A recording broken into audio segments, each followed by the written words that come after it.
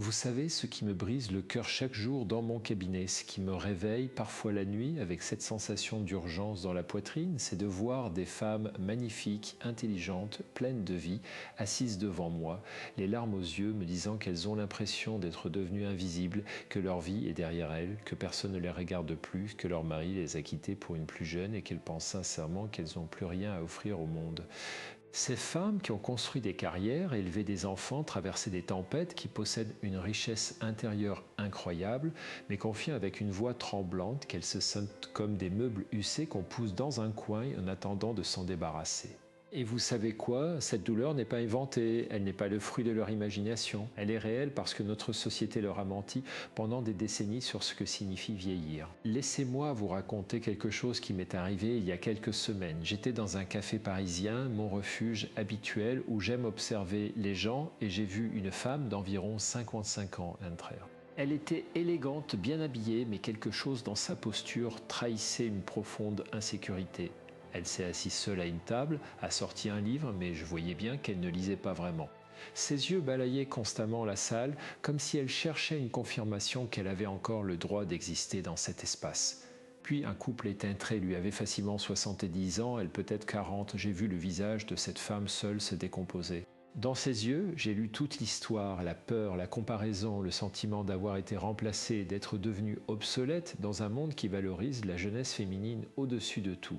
Cette scène m'a hanté pendant des jours parce que je sais que des millions de femmes vivent cette réalité chaque jour. Vous voyez, dans mon travail de psychiatre et de psychothérapeute depuis plus de 30 ans, j'ai accompagné des centaines de femmes à travers cette transition qu'on appelle pudiquement la maturité, mais qui ressemble souvent à une traversée du désert émotionnel. Et ce que j'ai compris, ce que les recherches en psychologie et en neurosciences confirment chaque jour, c'est que nous avons construit un récit collectif profondément toxique autour du vieillissement, particulièrement pour les femmes.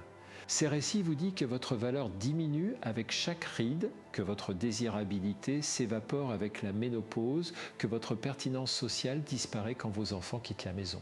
Et le plus tragique, c'est que beaucoup d'entre vous ont intériorisé ce mensonge au point de le croire comme une vérité absolue. Mais avant d'aller plus loin, avant que je vous révèle ces 6 vérités brutales que personne n'ose vous dire sur le vieillissement, ces vérités qui vont complètement transformer votre façon de voir cette étape de votre vie, je veux que vous fassiez quelque chose pour moi, pour vous. Si cette conversation résonne déjà en vous, si vous sentez que quelque chose d'important est en train de se passer ici, abonnez-vous à cette chaîne maintenant, pas demain, pas après avoir fini la vidéo maintenant. Parce que ce que nous allons explorer ensemble dans les prochaines heures va à l'encontre de tout ce que la société vous a enseigné, et vous aurez besoin de ce fil conducteur, de cette communauté de femmes qui refusent de disparaître silencieusement dans l'ombre. Cliquez sur ce bouton d'abonnement comme un acte de rébellion contre tous ceux qui voudraient vous faire croire que votre meilleur temps est derrière vous. Maintenant, revenons à ce qui nous occupe vraiment. Pourquoi est-ce que je vous parle de vérités brutales et pas de conseils doux et réconfortants pour bien vieillir ? Parce que la douceur et le réconfort sans vérité ne sont que des pincements sur une plaie qui continue de saigner. Parce que si je ne vous dis pas la vérité, quelqu'un d'autre vous vendra un mensonge emballé dans du papier cadeau, et ce mensonge vous coûtera des années de votre vie, peut-être les meilleures années qui vous restent. Et je refuse, vous m'entendez, je refuse de participer à cette conspiration du silence qui maintient des millions de femmes dans la peur, l'insécurité et le sentiment d'être devenues des citoyennes de seconde classe dans leur propre existence. Écoutez-moi bien maintenant, parce que ce que je vais vous dire est peut-être la chose la plus importante que vous entendrez cette année. Si vous ne prenez pas conscience de ces vérités, si vous continuez à vivre selon les règles que d'autres ont écrites pour vous, vous allez vous réveiller dans 5 ans, dans 10 ans, avec un sentiment de regret si profond qu'il sera presque impossible à guérir. Vous allez regarder en arrière et réaliser que vous avez passé les années les plus précieuses de votre vie à vous excuser d'exister, à vous faire petite, à accepter des miettes d'attention et de respect alors que vous méritiez un festin. Et pendant ce temps, pendant que vous vous serez effacé, la vie aura continué autour de vous, les opportunités seront passées, les relations auront évolué sans vous et vous vous retrouverez spectatrice de votre propre existence. Et ce n'est pas le pire. Le pire, c'est que pendant que vous aurez intériorisé ce discours sur votre déclin inévitable, pendant que vous aurez cru que votre valeur diminuait, d'autres femmes, celles qui ont compris ces vérités, auront pris votre place. Elles auront construit des carrières florissantes après 50 ans, elles auront trouvé l'amour, le vrai, celui qui respecte et célèbre leur maturité, elles auront créé des projets qui donnent du sens à leur vie, elles auront développé une confiance en elles inébranlable. Et vous, vous serez resté dans l'ombre, convaincu que c'était votre destin, que c'était normal, que c'était juste la façon dont les choses devaient être. Pensez à votre ex-mari si vous en avez un, ou à votre mari actuel si vous sentez qu'il s'éloigne. Pensez à la façon dont il vous regarde maintenant comparé à avant. Pensez à ces moments où vous sentez que vous êtes devenue transparente pour lui, où il scrolle sur son téléphone pendant que vous lui parlez, où son regard s'attarde sur des femmes plus jeunes quand vous êtes ensemble. Si vous ne changez pas radicalement votre perception de vous-même, si vous continuez à croire que votre âge est un handicap, il va le croire aussi. Et un jour, pas si lointain, il va rencontrer une femme, peut-être plus jeune, peut-être pas, mais une femme qui dégage cette confiance, cette assurance, cette joie de vivre que vous avez perdue. Et il va se dire que c'est elle qui lui fait sentir vivant, alors qu'en réalité, c'est juste qu'elle n'a pas accepté le mensonge que vous avez accepté. Et ce jour-là, quand il partira, quand il reconstruira sa vie avec quelqu'un d'autre, vous allez vous dire que c'était inévitable, que vous étiez trop vieille, que vous ne pouviez pas rivaliser. Mais la vérité qui va vous déchirer de l'intérieur, c'est que ce n'était pas votre âge le problème, c'était votre croyance que votre âge était un problème. C'était cette façon dont vous vous êtes mise à vous excuser d'exister, à demander la permission d'occuper de l'espace, à accepter moins que ce que vous méritez, parce que vous pensiez que c'était tout ce que vous pouviez avoir. Mais attendez, parce que je n'ai pas encore touché le fond de ce gouffre, ce n'est pas seulement votre relation amoureuse qui est en jeu ici, c'est toute votre vie. C'est votre relation avec vos enfants qui vont commencer à vous voir comme une vieille dame à ménager plutôt qu'une femme forte à respecter. C'est votre carrière professionnelle où vous allez vous mettre en retrait, refuser des promotions, éviter de prendre la parole en réunion parce que vous avez intériorisé l'idée que votre temps est passé. C'est votre cercle social qui va se rétrécir parce que vous allez refuser des invitations, éviter de nouvelles rencontres, vous isoler progressivement en pensant que de toute façon personne ne s'intéresse vraiment à vous. Et le plus tragique dans tout cela, c'est que pendant que vous vous retirez du monde, pendant que vous construisez cette prison mentale autour de vous, votre corps va suivre. Les recherches en psychoneuroimmunologie, ce domaine fascinant qui étudie les liens entre nos pensées, notre système nerveux et notre santé, montre de façon absolument indiscutable que nos croyances sur le vieillissement influencent directement notre santé physique. Des études menées sur des milliers de personnes pendant des décennies montrent que ceux qui ont des croyances négatives sur le vieillissement vivent en moyenne 7 ans et demi de moins que ceux qui ont des croyances positives. 7 ans et demi, c'est plus que l'impact du tabagisme, plus que l'impact de l'obésité. Vos pensées sur votre âge sont littéralement en train de vous tuer à petit feu. Imaginez cela un instant. Imaginez que vous avez dans votre main un bouton qui pourrait vous donner 7 années et demie de vie supplémentaire, 7 années et demie de santé, de vitalité, de relations, d'expérience. Est-ce que vous appuieriez sur ce bouton? Bien sûr que oui. Eh bien, ce bouton existe et il s'appelle changer votre perception du vieillissement. Mais au lieu d'appuyer dessus, au lieu de saisir cette opportunité incroyable, vous êtes en train de faire l'inverse. Vous êtes en train d'appuyer sur le bouton qui accélère votre déclin, qui vous vole ces années précieuses, et vous le faites parce que vous avez cru à un mensonge. Alors maintenant que je vous ai montré le gouffre, maintenant que vous sentez peut-être cette boule dans votre estomac, cette peur qui monte, cette urgence de comprendre comment sortir de ce piège, je vais vous donner ce que je vous ai promis. Je vais vous révéler ces 6 vérités brutales sur le vieillissement, ces vérités que personne ne vous dit parce qu'elles dérangent, parce qu'elles remettent en question tout un système économique et social qui profite de votre insécurité. Et avec chaque vérité, je vais vous donner des outils concrets, des pratiques issues de la psychologie scientifique, de la pleine conscience, de mon expérience clinique avec des centaines de patientes qui ont traversé exactement ce que vous traversez. La première vérité brutale, celle qui va peut-être vous choquer le plus, c'est que le vieillissement n'est pas votre ennemi c'est l'agisme que vous avez intériorisé. Laissez-moi vous expliquer ce que cela signifie vraiment. L'agisme, c'est cette discrimination basée sur l'âge, ce préjugé qui dit que les personnes âgées ont moins de valeur. Et contrairement au sexisme ou au racisme que nous avons appris à identifier et à combattre, l'agisme reste largement invisible, accepté, normalisé. Mais voici ce qui est encore plus insidieux. Vous ne subissez pas seulement l'agisme des autres, vous pratiquez l'agisme contre vous-même chaque jour. Chaque fois que vous vous regardez dans le miroir et que vous pensez que vous avez l'air vieille, chaque fois que vous refusez de porter quelque chose que vous aimez parce que vous pensez que ce n'est plus de votre âge, chaque fois que vous vous excusez d'avoir oublié quelque chose en disant c'est l'âge, chaque fois que vous restez silencieuse dans une conversation parce que vous pensez que votre opinion est dépassée, vous pratiquez de l'agisme contre vous-même. Vous êtes devenu votre propre oppresseur. Et c'est la forme la plus dangereuse d'oppression parce qu'elle ne vient pas de l'extérieur, elle vient de l'intérieur, elle est constante, implacable, et vous la justifiez comme étant la réalité. Mais voici ce que les recherches nous montrent et c'est absolument fascinant. Dans les cultures où le vieillissement est respecté, où les personnes âgées sont considérées comme des sources de sagesse et d'expérience, les gens vieillissent différemment. Ils ont moins de problèmes de mémoire, moins de maladies cardiovasculaires, moins de dépression et ils vivent plus longtemps. Ce n'est pas la génétique qui est différente, c'est le contexte culturel. C'est la preuve vivante que la façon dont nous pensons au vieillissement change littéralement la façon dont notre corps vieillit. Alors qu'est-ce que vous faites avec cette information? Comment est-ce que vous transformez cette prise de conscience en action concrète? Voici votre première pratique et je veux que vous commenciez aujourd'hui. Pas demain, aujourd'hui. Pendant les 7 prochains jours, je veux que vous teniez un journal de l'agisme. Chaque fois que vous avez une pensée négative sur votre âge, chaque fois que vous vous limitez à cause de votre âge, chaque fois que quelqu'un fait un commentaire sur votre âge, écrivez-le. Notez la situation, notez la pensée exacte, notez ce que vous avez ressenti. À la fin de la semaine, vous allez relire ce journal et vous allez être choqué par la quantité d'agisme que vous subissez et que vous vous infligez. Mais ne vous arrêtez pas là.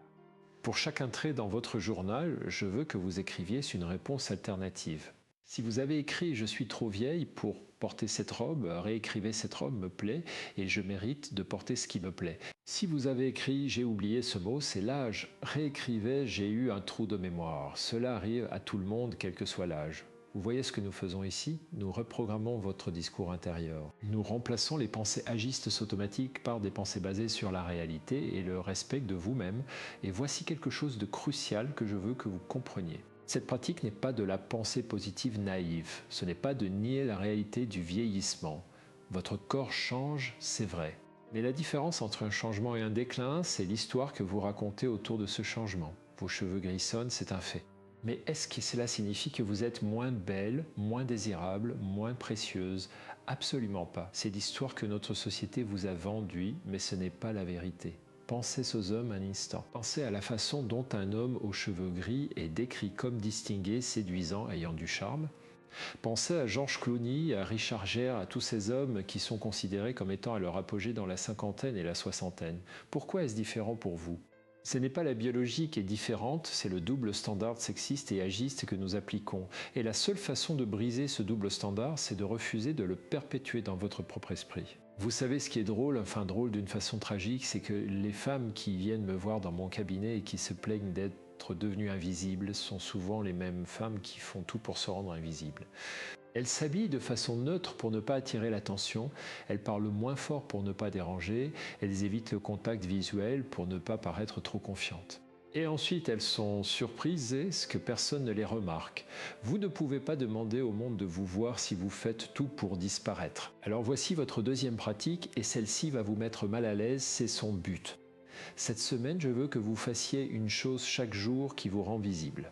Portez cette couleur vive que vous évitez depuis des années. Prenez la parole dans une réunion même si votre cœur bat à 100 à l'heure. Allez dans ce café chic où vous pensez que tout le monde est plus jeune et plus branché que vous et asseyez-vous là avec votre livre ou votre ordinateur comme si vous possédiez l'endroit. Regardez les gens dans les yeux quand vous marchez dans la rue.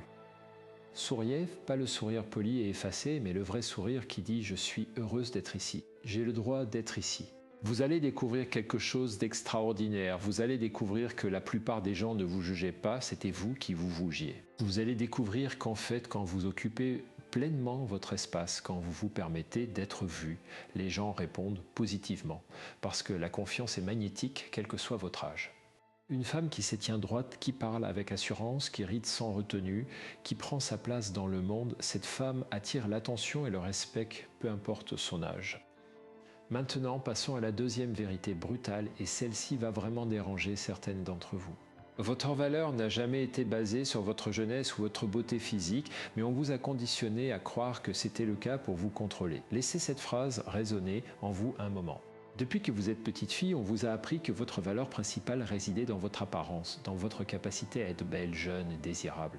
On vous a appris à investir une quantité énorme de temps, d'énergie et d'argent dans votre apparence physique. Et pourquoi? Parce qu'une femme qui passe son temps à s'inquiéter de ses rides n'a pas le temps de s'inquiéter de l'injustice salariale. Une femme qui investit toute son énergie à essayer de paraître plus jeune n'a pas l'énergie de revendiquer le pouvoir et l'influence qu'elle mérite. Comprenez-moi bien, je ne dis pas que prendre soin de votre apparence est mauvais, je ne dis pas que vouloir être belle est superficiel. Ce que je dis, c'est que quand votre estime de vous-même dépend principalement de votre apparence jeune, vous êtes dans une bataille que vous ne pouvez pas gagner. Le temps passe pour tout le monde, votre peau va changer, votre corps va changer, c'est inévitable. Mais votre intelligence, votre sagesse, votre capacité à aimer, à créer, à contribuer, à inspirer, tout cela ne diminue pas avec l'âge, cela s'approfondit, cela devient plus riche, plus nuancé. J'ai une patiente, appelons-la Marie, qui est venue me voir il y a 2 ans dans un état de détresse profonde. Elle avait 53 ans, venait de divorcer après 30 ans de mariage et elle était convaincue que sa vie était finie. Elle me disait qu'elle avait passé toute sa vie à être une belle femme, que c'était son identité et maintenant qu'elle vieillissait, elle ne savait plus qui elle était. Elle pleurait en me racontant comment son ex-mari l'avait quittée pour une femme de 35 ans et comment cela confirmait toutes ses peurs sur le fait de devenir invisible. Nous avons travaillé ensemble pendant plusieurs mois et je lui ai donné un exercice qui a tout changé pour elle. Je lui ai demandé de faire une liste de toutes les choses qu'elle savait faire, de toutes les compétences qu'elle avait acquises, de toutes les crises qu'elle avait surmontées, de toutes les personnes qu'elle avait aidées, de toute la sagesse qu'elle avait accumulée au cours de sa vie. Au début, elle résistait. Elle disait que ce n'était pas important, que ce qui comptait, c'était qu'elle n'était plus jeune et belle. Mais je l'ai poussée à faire l'exercice quand même. Quand elle est revenue la semaine suivante avec sa liste, elle avait rempli 6 pages de compétences, d'expériences, de réalisations, de qualités. Elle avait élevé 3 enfants qui étaient devenus des adultes équilibrés et bons. Elle avait géré les finances familiales pendant des décennies. Elle parlait 3 langues. Elle avait soutenu son mari dans sa carrière toute en maintenant la sienne. Elle avait traversé la maladie de sa mère et l'avait accompagnée jusqu'à la fin. Elle avait maintenu des amitiés profondes pendant des décennies. Elle savait cuisiner, jardiner, négocier, écouter, conseiller. La liste continuait encore et encore. Quand elle a fini de me lire cette liste, elle pleurait, mais cette fois c'était des larmes différentes. Elle m'a dit « Je n'avais jamais réalisé tout ce que je suis, tout ce que j'ai fait. J'étais tellement focalisé sur mon apparence que je ne voyais pas tout le reste et c'est exactement le piège. C'est exactement comment le système vous maintient petite et insécure. En vous faisant croire que votre valeur réside principalement dans quelque chose qui est éphémère par nature, dans quelque chose sur lequel vous avez un contrôle limité. Aujourd'hui, 2 ans plus tard, Marie a lancé son propre cabinet de conseil, elle voyage régulièrement, elle a un cercle social riche et diversifié et oui, elle a rencontré quelqu'un, un homme qui la respecte et la valorise pour qui elle est vraiment, pas pour son apparence. Mais le plus important, elle n'a plus besoin de la validation d'un homme pour se sentir précieuse. Elle sait sa valeur, elle la porte en elle et cela change tout. Alors voici votre 3e pratique et c'est la même que j'ai donnée à Marie. Je veux que vous preniez un cahier, pas votre téléphone, un vrai cahier physique et je veux que vous fassiez votre inventaire de valeurs. Écrivez tout ce que vous savez faire, tout ce que vous avez surmonté, toutes les fois où vous avez été forte, courageuse, généreuse, sage, tous les moments où vous avez fait la différence dans la vie de quelqu'un. Toutes les compétences que vous avez acquises, toutes les leçons que vous avez apprises. Ne vous censurez pas, ne minimisez pas, écrivez tout. Et quand vous aurez fini cette liste, et je vous promets qu'elle sera longue si vous êtes honnête avec vous-même, je veux que vous la relisiez chaque matin pendant 21 jours. Pourquoi 21 jours ? Parce que c'est le temps qu'il faut pour commencer à créer une nouvelle voie neuronale, pour commencer à reprogrammer votre cerveau. Vous avez passé des décennies à vous définir principalement par votre apparence. Il va falloir un peu de temps pour créer une nouvelle définition de vous-même, une définition basée sur la totalité de qui vous êtes. Et voici quelque chose de crucial. Quand vous lisez cette liste, ne la lisez pas avec votre tête, lisez-la avec votre corps. Tenez-vous droite, les épaules en arrière, la tête haute. Respirez profondément. Sentez dans votre corps ce que cela fait d'être cette femme accomplie, cette femme riche d'expérience et de sagesse.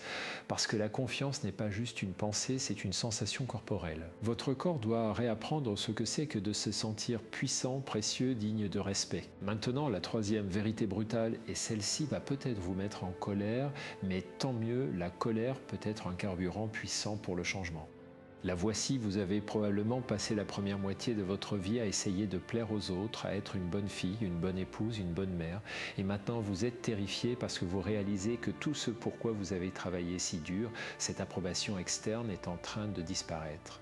Mais voici la vérité que personne ne vous dit, c'est la meilleure chose qui pouvait vous arriver. Écoutez-moi attentivement. Tant que votre estime de vous-même dépend de l'approbation des autres, vous êtes prisonnière. Vous êtes à la merci de leurs opinions, de leurs humeurs, de leurs attentes.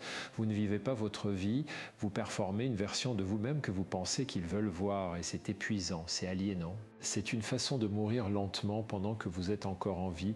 Le vieillissement, aussi douloureux que cela puisse être au début, vous offre une opportunité extraordinaire. Il vous force à lâcher prise sur cette quête impossible de l'approbation universelle. Parce que soyons honnêtes, peu importe ce que vous faites, il y aura toujours quelqu'un pour vous juger, trop vieilli, trop ridé, trop ceci, pas assez cela. Alors vous avez deux choix. Soit vous passez le reste de votre vie à essayer de gagner une bataille perdue d'avance, soit vous décidez que leur opinion n'a plus de pouvoir sur vous. Je sais ce que vous pensez. C'est facile à dire, mais comment est-ce que je fais ça en pratique ? Comment est-ce que je me libère de cette dépendance à l'approbation que j'ai cultivée pendant 50 ans? Eh bien, laissez-moi vous dire, ce n'est pas facile, mais c'est possible et c'est absolument nécessaire si vous voulez vivre pleinement la deuxième moitié de votre vie. Voici ce que je veux que vous compreniez sur un plan neurologique. Votre cerveau a créé des circuits de récompense autour de l'approbation externe. Quand quelqu'un vous complimente, quand quelqu'un vous approuve, votre cerveau libère de la dopamine, ce neurotransmetteur du plaisir. Vous êtes littéralement devenu accro à l'approbation des autres. Et comme toute addiction, quand vous n'obtenez pas votre dose, vous ressentez un manque, une anxiété, un sentiment de vide. Mais voici la bonne nouvelle, vous pouvez créer de nouveaux circuits de récompense. Vous pouvez entraîner votre cerveau à libérer de la dopamine quand vous vous approuvez vous-même, quand vous agissez en accord avec vos valeurs, quand vous vous respectez. Cela demande de la pratique, de la répétition, de la patience, mais c'est absolument possible. Et c'est là que la pleine conscience devient un outil extraordinairement puissant. La pleine conscience telle que je la pratique et l'enseigne n'a rien de mystique ou d'ésotérique. C'est simplement l'art de prêter attention au moment présent sans jugement. C'est observer vos pensées et vos émotions comme si vous étiez un scientifique observant un phénomène naturel avec curiosité mais sans vous identifier complètement à ce que vous observez. Et cette capacité, cette petite distance entre vous et vos pensées, c'est ce qui vous libère. Laissez-moi vous donner un exemple concret. Imaginez que vous êtes à une soirée et que vous portez une robe que vous aimez vraiment. Vous entrez dans la pièce et vous remarquez qu'une femme plus jeune vous regarde de haut en bas avec ce qui vous semble être un jugement. Immédiatement, votre esprit s'emballe. Elle pense que je suis ridicule. Cette robe est trop jeune pour moi. Je ne devrais pas être ici, je devrais partir. Tout votre corps se contracte, votre respiration devient superficielle, vous voulez disparaître. Maintenant, rejouons cette scène avec la pleine conscience. Vous entrez dans la pièce, vous remarquez le regard de cette femme. Mais au lieu de vous identifier immédiatement à vos pensées, vous observez. Vous vous dites, tiens, j'ai remarqué un regard et maintenant mon esprit crée une histoire sur ce que ce regard signifie. Vous prenez une respiration profonde, vous sentez vos pieds sur le sol.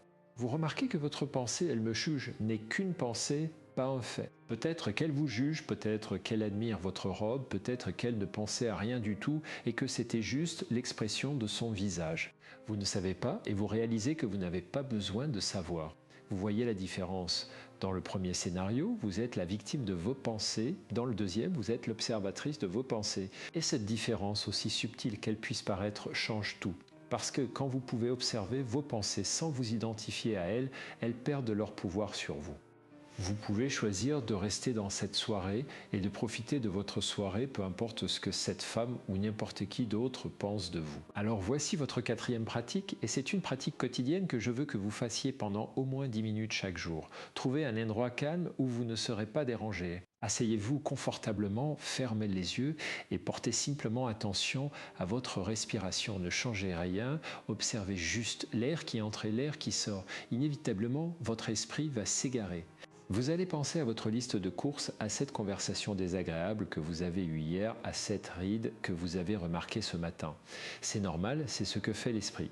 Mais voici l'exercice. Chaque fois que vous remarquez que votre esprit s'est égaré, nommez-les simplement. Dites mentalement pincé Ou si vous voulez être plus spécifique, pincez sur le passé, pincez sur le futur, pensez de rougement, puis ramenez doucement votre attention à votre respiration, pas de frustration, pas de rougement, juste un retour doux et patient. Encore et encore et encore. Ce que vous faites dans cet exercice, c'est que vous entraînez votre muscle de l'attention. Vous apprenez à remarquer quand votre esprit crée des histoires et vous apprenez à ne pas vous laisser emporter par ces histoires. Et plus vous pratiquez cela dans la méditation, plus cela devient facile de le faire dans votre vie quotidienne. Quand quelqu'un fait un commentaire sur votre âge, vous pouvez observer votre réaction sans vous laisser submerger par elle.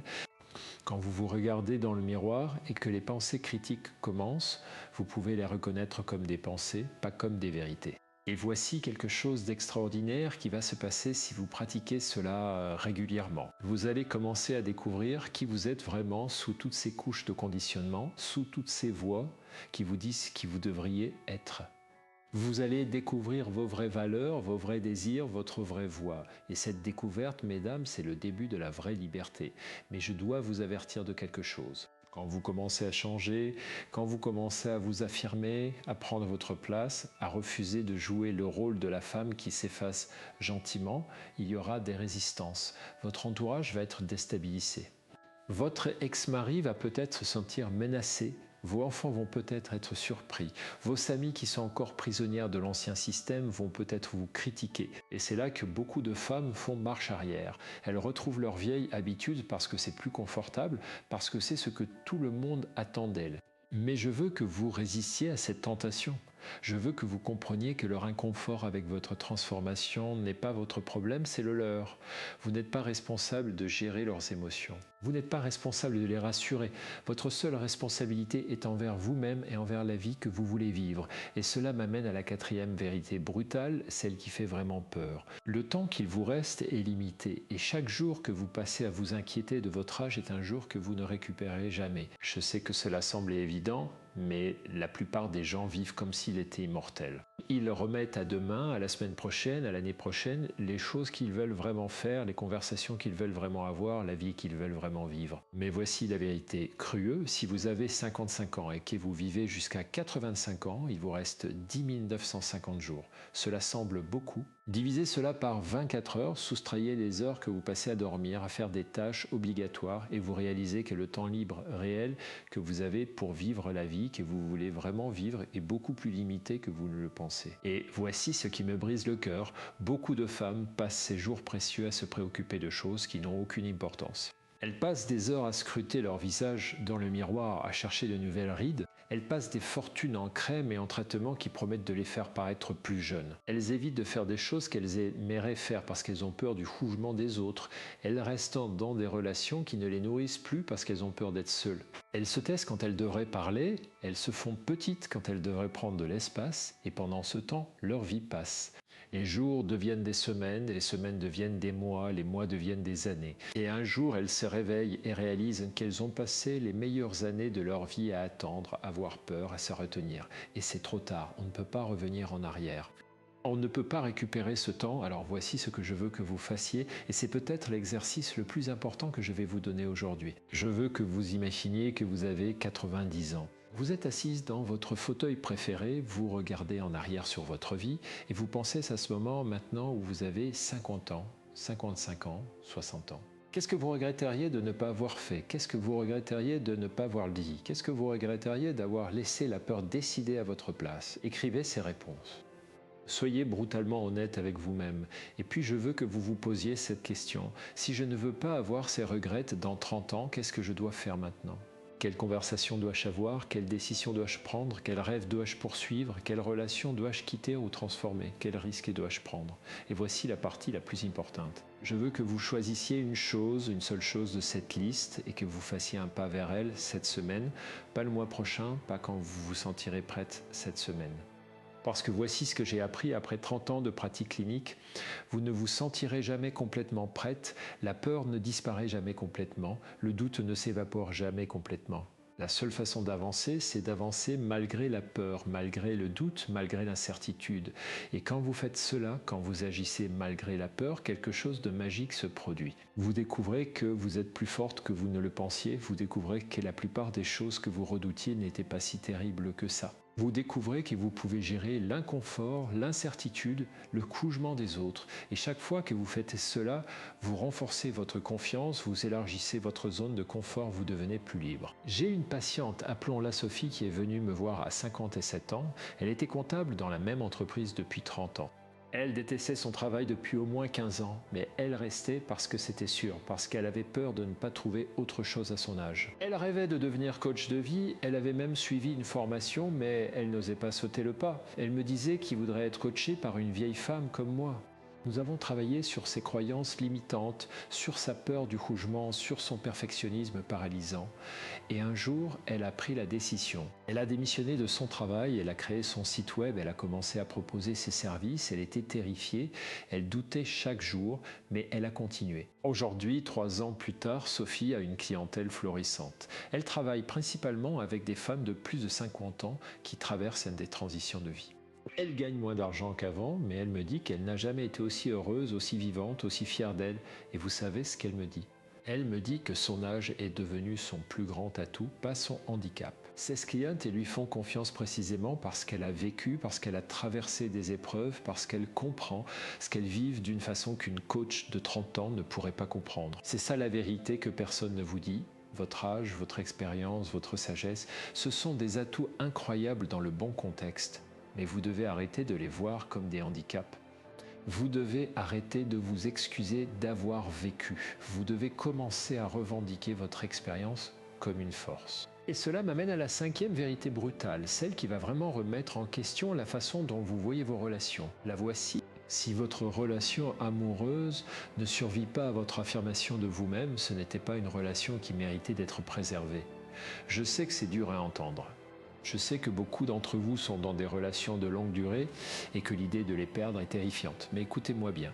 Une relation saine, une relation qui mérite votre énergie et votre engagement. C'est une relation où vous pouvez être pleinement vous-même. C'est une relation où votre croissance est célébrée, pas menacée. C'est une relation où vous êtes vu, entendu, respecté, valorisé pour qui vous êtes vraiment, pas pour le rôle que vous jouez ou le service que vous rendez. Si votre partenaire se sent menacé quand vous commencez à vous affirmer, quand vous commencez à exprimer vos besoins, quand vous commencez à prendre de l'espace pour vous-même, cela en dit long sur lui et sur la dynamique de votre relation.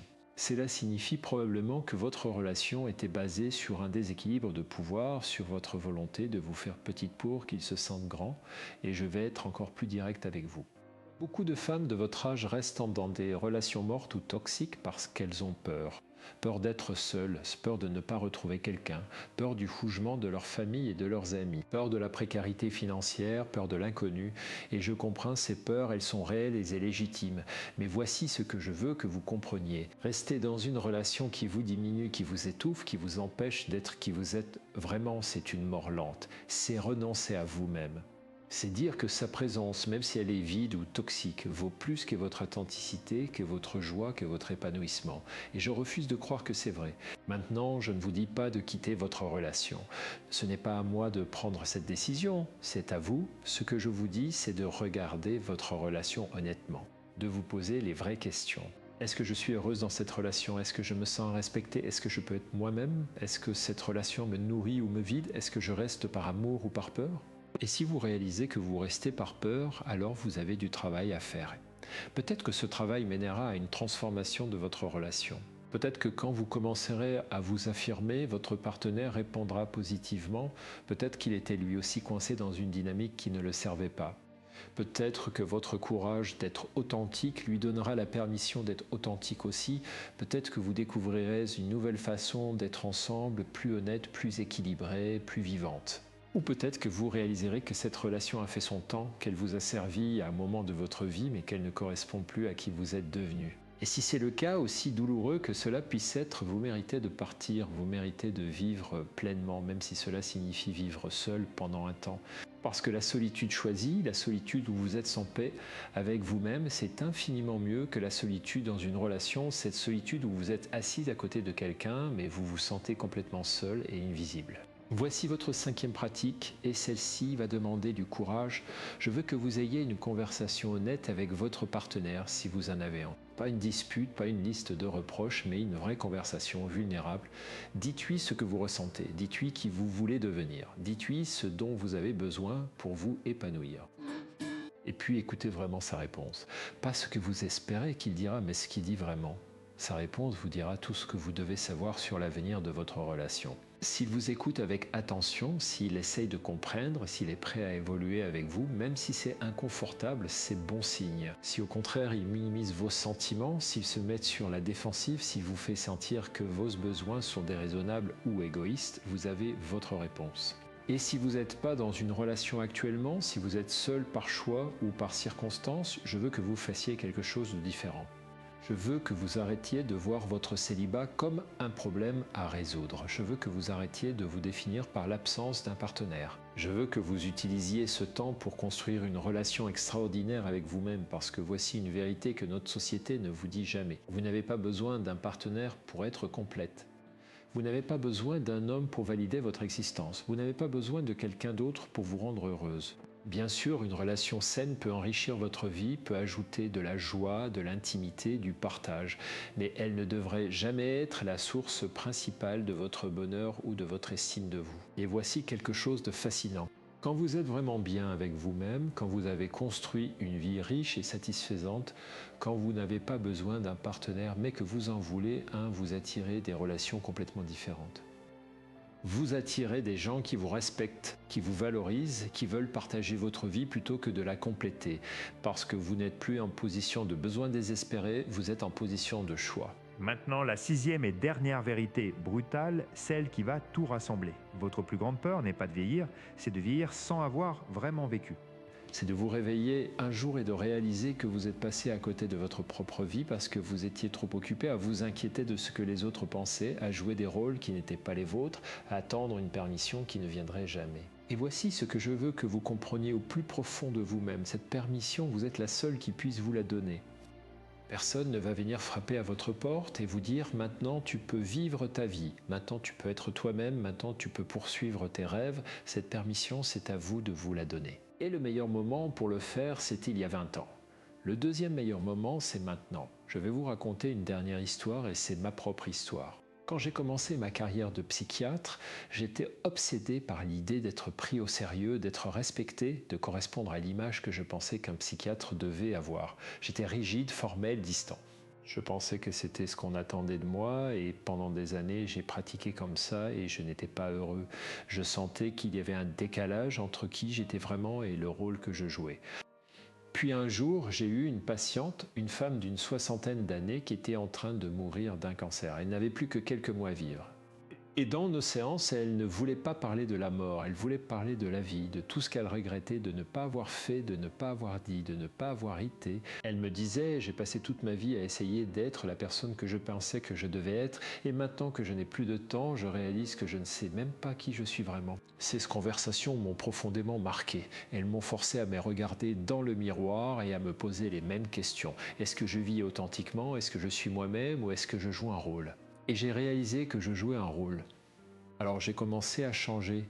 J'ai commencé à être plus authentique avec mes patients, à partager davantage de moi-même, à pratiquer d'une façon qui correspondait vraiment à mes valeurs. Et vous savez quoi? Je suis devenu un bien meilleur thérapeute. Mes patients se sont sentis plus en confiance, plus connectés, plus capables de s'ouvrir. Je vous raconte cela parce que je veux que vous compreniez que ce chemin vers l'authenticité, ce n'est pas quelque chose que je vous prescris de l'extérieur, c'est quelque chose que j'ai dû parcourir moi-même. Et je continue de le parcourir chaque jour parce que l'authenticité n'est pas une destination, c'est une pratique continue. C'est un choix que vous faites encore et encore dans les petites décisions quotidiennes et dans les grandes décisions de vie. Alors voici votre sixième et dernière pratique, celle qui va intégrer tout ce que nous avons exploré ensemble. Je veux que vous créiez ce que j'appelle votre manifeste de vie.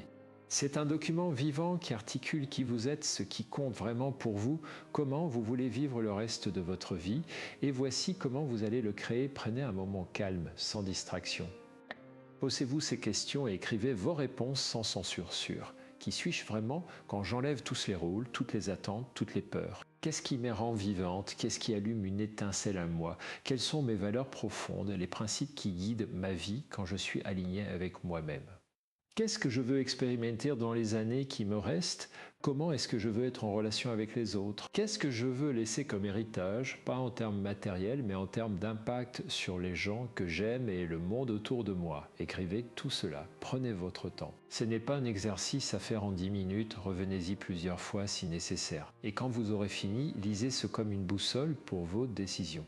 Quand vous devez faire un choix, demandez-vous est-ce que cette option est alignée avec mon manifeste, avec qui je veux être? Si oui, avancez avec confiance. Sinon, ayez le courage de dire non, même si c'est difficile, même si cela déçoit quelqu'un. Et voici quelque chose de crucial, votre manifeste va évoluer avec vous. Ce qui était vrai pour vous il y a 5 ans ne l'est peut-être plus aujourd'hui. Ce qui est vrai aujourd'hui ne le sera peut-être plus dans 5 ans. Et c'est parfait. Vous avez le droit de changer, de grandir, d'évoluer. Vous n'êtes pas obligé de rester fidèle à une version de vous-même qui n'existe plus.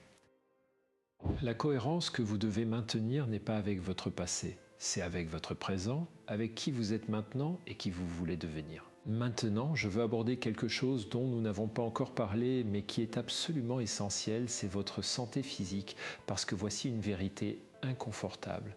Vous pouvez faire tout le travail psychologique du monde, vous pouvez transformer vos croyances, développer votre confiance, vivre authentiquement, mais si vous négligez votre corps, vous allez limiter sévèrement ce qui est possible pour vous.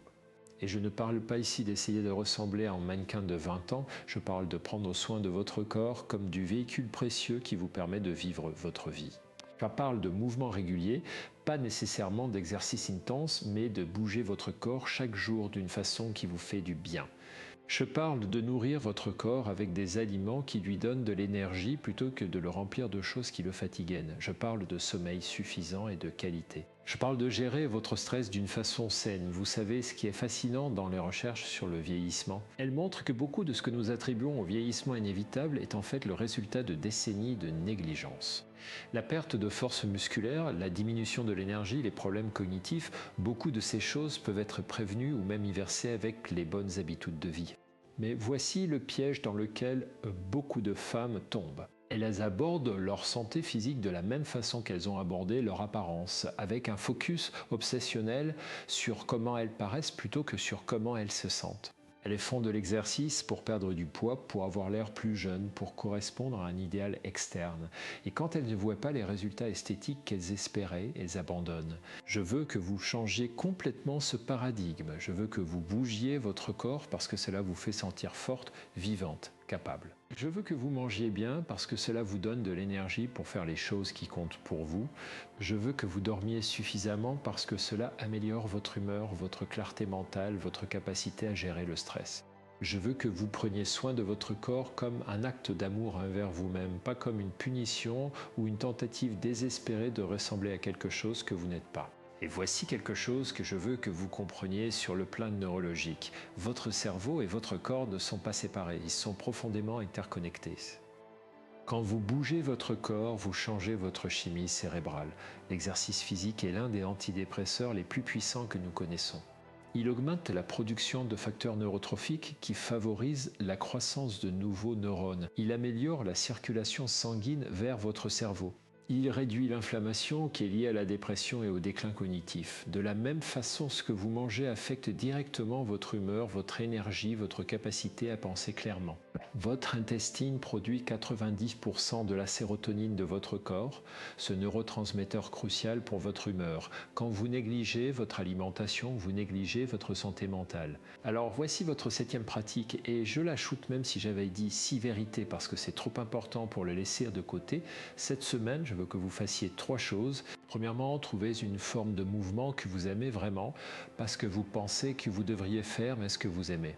Peut-être que c'est la danse, peut-être que c'est la marche dans la nature, peut-être que c'est la natation. Trouvez quelque chose qui vous fait sentir bien dans votre corps et engagez-vous à le faire au moins 3 fois cette semaine. Deuxièmement, regardez honnêtement ce que vous mangez. Je ne vous demande pas de suivre un régime restrictif, je vous demande juste de remarquer, est-ce que vous mangez pour nourrir votre corps ou pour gérer vos émotions? Est-ce que vous mangez des aliments qui vous donnent de l'énergie ou qui vous involent? Faites un petit ajustement cette semaine. Ajoutez plus de légumes, buvez plus d'eau, réduisez le sucre Un petit changement mais fait consciemment. Troisièmement, améliorez votre sommeil. Créez une routine du soir qui signale à votre corps qu'il est temps de se reposer. Éteignez vos écrans 1 heure avant de dormir. Faites votre chambre plus sombre, plus fraîche. Peut-être faites une courte méditation ou lisez quelque chose de léger. Donnez à votre corps les conditions dont il a besoin pour bien dormir. Maintenant, je veux parler de quelque chose qui est souvent négligé dans les conversations sur le vieillissement, mais qui est absolument crucial. C'est votre vie sociale et votre connexion avec les autres. Parce que voici ce que les recherches montrent de façon absolument claire. La qualité de vos relations est l'un des prédicteurs les plus puissants de votre santé, de votre bonheur et de votre longévité. Plus puissant que votre revenu, plus puissant que votre statut social, plus puissant même que votre santé physique de base. L'étude de Harvard sur le développement adulte, qui a suivi des centaines de personnes pendant plus de 80 ans, a trouvé que les personnes qui étaient les plus satisfaites de leur relation à 50 ans étaient les plus en santé à 80 ans. Pas celles qui avaient le plus d'argent, pas celles qui avaient le plus de succès professionnel, mais celles qui avaient des relations de qualité. Mais voici le défi. Beaucoup de femmes de votre âge trouvant que leurs cercles sociaux se rétrécissent. Leurs enfants sont partis, leurs vieux amis ont déménagé ou se sont éloignés. Leur routine quotidienne offre moins d'opportunités de rencontrer de nouvelles personnes. Et au lieu de faire un effort actif pour construire de nouvelles connexions, elles se résignent à l'isolement, elles se disent que c'est normal, que c'est juste comme ça quand on vieillit. Mais c'est un autre mensonge. Oui, maintenir et créer des amitiés demande plus d'efforts intentionnels à cet âge qu'à 20 ans, quand vous étiez naturellement entouré de pairs dans vos études ou vos premiers emplois. Mais c'est absolument possible et c'est absolument nécessaire. Voici ce que je veux que vous compreniez. La solitude n'est pas juste une expérience émotionnelle désagréable. La solitude chronique a des effets physiologiques mesurables. Elle augmente l'inflammation dans votre corps. Elle affaiblit votre système immunitaire. Elle augmente votre risque de maladie cardiaque, de démence, de dépression. Certains chercheurs disent que la solitude chronique est aussi dangereuse pour votre santé que fumer 15 cigarettes par jour. Alors si vous vous sentez isolé, si vous sentez que vos connexions sociales sont superficielles ou insuffisantes, ce n'est pas quelque chose que vous pouvez ignorer. C'est quelque chose que vous devez adresser activement et voici comment. Premièrement, évaluez honnêtement vos relations actuelles. Quelles relations vous nourrissent vraiment ? Avec qu'est-ce que vous vous sentez vu et entendu, accepté, ces relations, investissez-y, appelez ces personnes, proposez de les voir, approfondissez ces connexions. Ne prenez pas pour acquis que parce que vous êtes amis depuis longtemps, l'amitié va se maintenir toute seule. Les relations ont besoin d'attention et de soins pour prospérer. Deuxièmement, soyez honnête sur les relations qui vous drainent. Vous savez de qui je parle ? Ces personnes avec qui vous vous sentez épuisé après les avoir vues. Ces personnes qui se plaignent constamment mais ne veulent jamais de solution. Ces personnes qui sont toujours en compétition avec vous, qui minimisent vos succès et amplifient vos difficultés. Ces personnes qui vous rougent, qui vous critiquent, qui vous font sentir moins qu'est, vous n'avez pas besoin de ces relations dans votre vie. Je sais que c'est difficile, surtout si ce sont des amitiés de longue date ou des membres de la famille, mais votre énergie est précieuse, votre temps est précieux. Vous avez le droit de choisir avec qui vous le passez. Vous pouvez créer de la distance avec ces relations toxiques, vous pouvez réduire le contact, vous pouvez même, si nécessaire, couper complètement le lien, et ce n'est pas égoïste, c'est de l'autopréservation. Troisièmement, et c'est peut-être le plus important, soyez proactif dans la création de nouvelles connexions. Ne restez pas assis chez vous en espérant que de nouvelles amitiés vont tomber du ciel. Elles ne le feront pas. Vous devez sortir, vous devez vous mettre dans des situations où vous rencontrez de nouvelles personnes qui partagent vos intérêts. Rejoignez un club de lecture. Prenez un cours de quelque chose qui vous intéresse, de peinture, de cuisine et langue étrangère. Faites du bénévolat pour une cause qui vous tient à cœur. Ayez à des événements communautaires. Utilisez les applications et les sites web qui connectent les gens autour d'intérêts communs. Oui, cela va vous sembler inconfortable au début. Oui, vous allez vous sentir vulnérable. Mais c'est comme ça que les amitiés se créent dans cette zone d'inconfort où vous vous ouvrez à de nouvelles possibilités. Et voici quelque chose de crucial. Quand vous rencontrez quelqu'un avec qui vous sentez une connexion, ne laissez pas cette connexion mourir par négligence. Échangez vos coordonnées, proposez de vous revoir, envoyez un message de suivi. Beaucoup d'amitiés potentielles meurent dans l'œuf parce que personne n'ose faire le premier pas pour approfondir la connexion. Soyez celle qui fait ce pas. Oui, vous risquez un rejet. Mais vous risquez aussi de créer une amitié magnifique qui enrichira votre vie pendant des années. Maintenant, je veux parler de quelque chose qui est souvent un point douloureux pour les femmes de votre âge, c'est votre relation avec vos enfants adultes si vous en avez. Parce que voici ce qui se passe souvent. Vous avez passé des décennies à être maman, à faire de vos enfants votre priorité absolue, à construire votre identité autour de ce rôle, et puis vos enfants grandissent, ils partent, ils construisent leur propre vie. Et vous vous retrouvez avec ce vide béant, cette perte d'identité, ce sentiment de ne plus être nécessaire. Et souvent, sans même vous en rendre compte, vous essayez de maintenir votre rôle de maman d'une façon qui n'est plus appropriée. Vous vous impliquez trop dans leur vie, vous donnez des conseils non sollicités. Vous vous sentez blessé quand ils ne vous appellent pas assez souvent ou ne vous incluent pas dans leurs plans. Vous faites des commentaires passifs-agressifs sur combien vous vous sentez négligé. Et tout cela crée de la tension, de la distance, du ressentiment. Voici ce que je veux que vous compreniez. Vos enfants adultes vous aiment, mais ils ont besoin d'espace pour vivre leur propre vie. Et vous, vous avez besoin de construire une identité qui ne dépend pas d'être nécessaire à vos enfants. Parce que si votre estime de vous et votre sens de but dépendent de vos enfants, vous allez étouffer la relation et vous allez vous sentir constamment déçu et abandonné. La transition de maman d'enfant à maman d'adulte demande un lâcher-prise profond. Cela demande que vous acceptiez que votre rôle a changé. Vous n'êtes plus la personne qui guide chaque aspect de leur vie. Vous êtes maintenant une présence de soutien, quelqu'un vers qui ils peuvent se tourner s'ils en ont besoin, mais pas quelqu'un qui dirige leur vie. Et voici la belle chose. Quand vous faites ce lâcher-prise, quand vous arrêtez d'essayer de contrôler ou de vous immiscer, quand vous respectez leur autonomie, votre relation avec vos enfants adultes peut devenir quelque chose de nouveau et de merveilleux. Elle peut devenir une relation d'adulte à adulte basée sur le respect mutuel, l'intérêt sincère, le choix plutôt que l'obligation. Mais pour que cela arrive, vous devez faire le travail de reconstruire votre propre vie, de trouver vos propres sources de sens et de joie qui ne dépendent pas de vos enfants. Et c'est là que tout ce dont nous avons parlé aujourd'hui devient crucial. Vos passions, vos relations, votre croissance personnelle, votre contribution au monde, tout cela doit venir de vous, pour vous, pas à travers vos enfants. Maintenant, je veux aborder quelque chose qui peut sembler contradictoire avec tout ce que je viens de dire, mais qui est en fait parfaitement cohérent. J'ai passé beaucoup de temps aujourd'hui à vous parler, de vous affirmer, de prendre votre place, de refuser de vous faire petite. Mais je veux aussi que vous compreniez l'importance de la vulnérabilité, de la douceur, de la capacité à demander de l'aide. Parce que voici ce qui se passe souvent. Les femmes de votre génération ont appris à être fortes, à tout gérer, à ne jamais montrer de faiblesse. Vous avez appris que demander de l'aide était un signe de faiblesse, que vous deviez tout faire vous-même. Et cette force est admirable, elle vous a permis de traverser beaucoup de choses, mais elle a aussi un coût. Elle vous isole, elle vous épuise, elle vous empêche de recevoir le soutien dont vous avez besoin. Alors voici ce que je veux que vous compreniez. La vraie force n'est pas de tout faire seul. La vraie force, c'est de savoir quand demander de l'aide. C'est d'être capable de dire « je lutte, j'ai besoin de soutien, je ne peux pas faire ça toute seule ». C'est d'être vulnérable avec les personnes qui ont gagné votre confiance. Et voici quelque chose de fascinant que les recherches montrent. Quand vous êtes vulnérable avec quelqu'un, quand vous leur montrez votre humanité, vos luttes, vos peurs, cela crée en fait une connexion plus profonde. Les gens ne se connectent pas à votre perfection, ils se connectent à votre humanité. Quand vous prétendez que tout va bien tout le temps, quand vous maintenez cette façade de force invincible, vous créez de la distance.